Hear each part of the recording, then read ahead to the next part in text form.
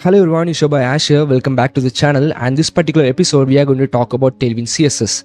Well, what is Tailwind CSS? It is an amazing CSS framework which consists of these amazing classes which has this predefined styles. Well, you can assume this as an framework which has all of the styles of CSS into a class form. So let's suppose the color is in some kind of classes which consist of couple of phrases, and this can be a huge deal when we are writing quick and easy styles in a web page, and this can be used in either of any of the frameworks, available frameworks such as React and Next.js and Angular and etc. Even you can use this as in a native HTML. So without further ado, let me demonstrate how this works. And here we can see in our VS Code, in the 10th line we have a p tag which consists the content of hello world, and inside of this let me give a class of hello, and let me save this, and I have linked and CSS file inside of this using the link tag. And when we go to this CSS, and we can target the hello class, and here we can go color red, simple as that. And when we save this, you can see the hello world is changed to red color. Let me demonstrate the same thing in Tailwind. So let me comment all of this and save this, and you can see the color have changed to black. Now let me just put the CDN script which you can get in official documentation of Tailwind, and let me save this. And again, let's suppose I want this to be the same as red, so I can go text red and 500, and if I save this, you can see the content has been changed to red color. So you can see it just took me couple of lines. In the normal way you have to go to the text as well as edit that, so it is way helpful. So you might ask, what's the actual huge deal in this? Well, let's suppose you are doing this in a old school way.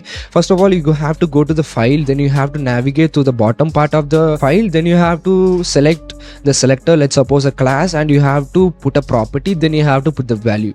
You can see how much steps it is taking, but normal way we can compare it to Tailwind, and you can see it just took 3 words, which is way easier when you compare it to normal way. So let me say how I really started loving Tailwind. Initially it was way harder for me, and I really hated Tailwind because to be honest, I'm a lazy guy, so I don't want to learn some random garbage. Actually, it was my initial thought, so I was really mistaken about the fact about the purpose of Tailwind. So I was really hating, but I was fell into this trap where my favorite YouTubers who was my actual web dev teachers, who actually was really using Tailwind. But the actual purpose of them using Tailwind, they wanted to make the video short as possible, and they really don't wanted to make the video bigger, and they used to save some time in the styling by using Tailwind CSS because of the obvious fact that it takes less time, because you know it takes literally 3 words to make a style. So that's the trap I fell into it, and eventually they started recommending using Tailwind because of the fastness of that. And initially I was really hating the fact that I have to learn a new thing, but actually I was really mistaken when I was into learning React and I started Tailwind.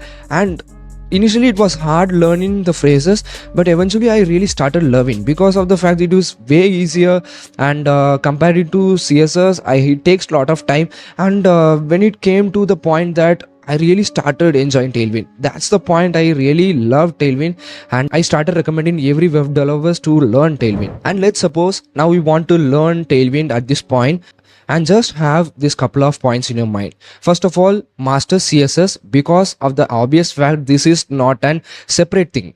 It is actually CSS, and it makes CSS using way easier. And I have to say this thing, this is Tailwind is not a replacement, it is an utility. Let me repeat again, it is not an replacement. So you have to learn CSS as thorough as possible, then come to Tailwind. That's the first thing. Second of all, don't binge watch any of the YouTubers video. I'm pretty sure you guys are going to binge watch every video, and you will sit there and wait for the implementation to happen. Well, trust me, it's not going to help a bit. So you have to just start a project and sit with it, and if you have enough confidence, you can make a normal web page with enough styling in a normal CSS. Trust me, you are going to implement the same thing with Tailwind and even faster. And this is going to take a lot of time, but you have to go to this particular website of there, which is going to be tailwindcss.com, and inside of that, go to get started. and you can use any of this. So let's suppose I'm using React, this part of the section, and I go and click to framework guides, and inside of this, let's suppose I'm using Byte, which is an actually good framework for React, and inside of there you can run this particular CLI commands and everything will be set up, and this is going to be easier if you go through it.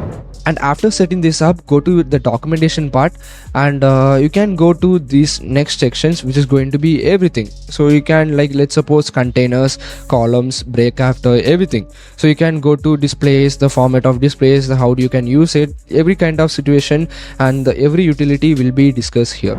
Coming to the disadvantage, it is actually not a huge deal because of the obvious fact that you can always go to the normal CSS and write code, but it is worth mentioning that you can't do all the things inside of Tailwind because of the obvious factors that anything, like let's suppose of animations, you are going to need all of the parameters, such as let's suppose keyframing or all of the parameters. So what you can do is, you can't do this natively, but you can go to some kind of file called tailwind.config.js, which is going to have all of the function. One of the special function is called extend. So inside of this you can write the normal CSS, but you can always go to the normal CSS and write, which is more efficient in my case. Coming to the conclusion, if you are a lazy guy like me and you want things to be done as soon as possible, well, Tailwind is for you. And well, if you are a nerd, again Tailwind is for you because you can explore a lot learning about the behind the scenes. And again, I am repeating the fact that this is not a replacement. So you have to master CSS, and this is a must if you are starting with Tailwind. And I'm sure I'm repeating this again and again because of the fact I have seen lot of people jumping into Tailwind after they finish HTML or some kind of frameworks, and I don't really like this because you won't have the solid foundation of CSS, and you will be lot of the time confused about the fact. And if you are stuck somewhere, you can basically go to Google and you can write the property name and go TW, which is Tailwind, and I'm pretty sure you will be clarified and you are going to implement it. So you are going to really love this journey of Tailwind, and my personal recommendation is just finish everything and even after JavaScript and come to Tailwind, because you are going to learn lot of things after that. And that's all for today. Till then, peace out.